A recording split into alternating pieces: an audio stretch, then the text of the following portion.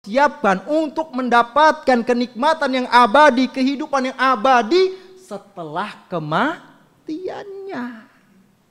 Lalu kemudian Rasul pun mengatakan wal ajiz, sementara orang yang bodoh, orang yang tidak berakal, orang yang menjadikan otaknya hanya sebagai hiasan di kepalanya, man atba'an nafsahu hawaha, itu orang yang selalu mengikuti hawa nafsunya.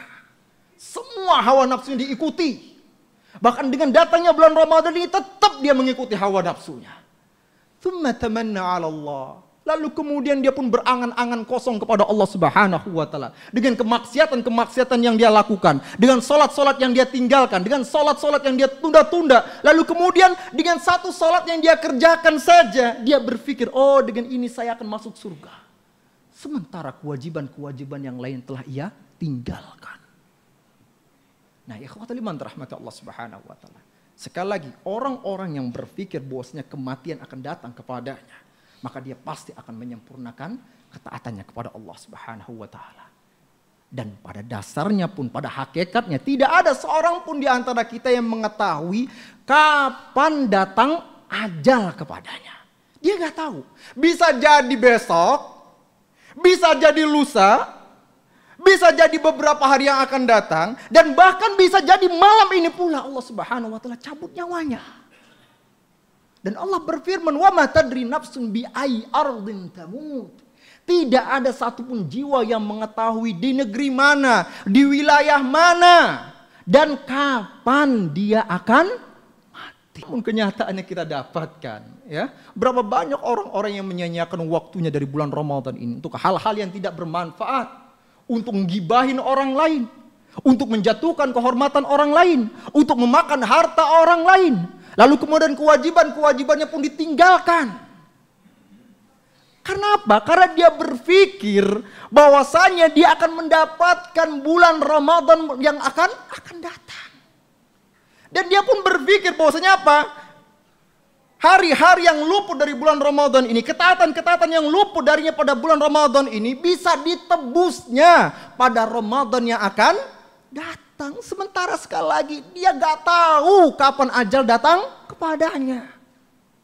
Ditambah lagi dengan hartanya, dengan jabatannya, dengan pekerjaannya, kelalaiannya bersama dengan keluarganya, dengan pasangannya, dengan anak-anaknya, kerabatnya, dengan teman-temannya. Ini membuat dia lupa bahwasanya dia akan merasakan kesepian dalam sakaratul mautnya. Membuat dia lupa betapa pedihnya nanti sakitnya sakaratul maut tersebut. Di mana Allah Subhanahu wa taala berfirman, "Kalla idza balagati taraqiya wa qila man raqa." Sekali-kali tidak. Apabila nyawa itu telah sampai pada kerongkongannya, wa qila man raq, lalu kemudian dikatakan, siapakah yang bisa menyembuhkannya dari sakitnya sakaratul maut ini? Siapakah yang bisa menghilangkan kesepiannya dari sakaratul maut ini? Dia perhatikan pasangannya nggak bisa berbuat apa-apa. Dia perhatikan anak-anaknya yang dia pikir dahulu bisa membantunya ternyata nggak bisa berbuat apa-apa. Dia pikir, dia lihat hartanya nggak berguna baginya. Dia lihat dokter yang berpikir pada waktu bisa menyembuhkannya ternyata nggak bisa menyembuhkannya. Dan bahkan di pojokan sana dia lihat teman-temannya hanya tertawa terbahak-bahak, tidak peduli dengan keadaannya. Maka ketika itulah wadhanna annahul firaq. Ketika itu dia benar-benar yakin bahwasanya waktu itu, detik itu adalah hari perpisahannya dengan dunia ini. Waltafati saqu bisaq. Lalu kemudian betisnya pun berhimpitan dengan betis yang lainnya dikarenakan perihnya sakaratul maut tersebut. Ila rabbika yauma idzinil masaq. Dan kepada Allah Subhanahu wa taala dia akan digiring untuk mempertanggungjawabkan semua amalan-amalannya. Mempertanggungjawabkan semua waktu-waktu yang dihabiskan untuk hal-hal yang tidak bermanfaat. Untuk hal-hal yang mendatangkan murka Allah Subhanahu wa taala, dan ketika itulah dia mendapatkan penyesalannya. Dan diikuti dengan penyesalan yang lainnya ketika di dalam kuburnya. Ketika dia mendapatkan amalan buruknya yang diserupakan dengan manusia yang begitu buruk, yang begitu mengerikan, yang begitu menjijikkan, yang begitu busuk.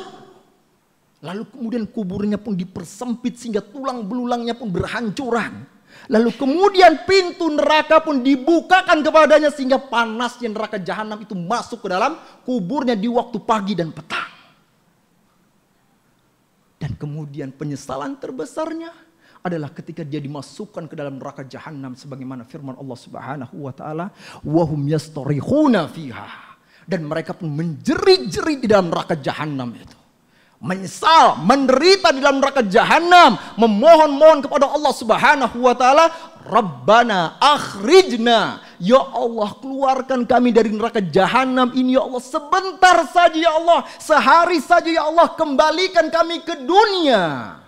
Na'mal salihan ghairal ladzi kunna na'mal, agar kami bisa beramal soleh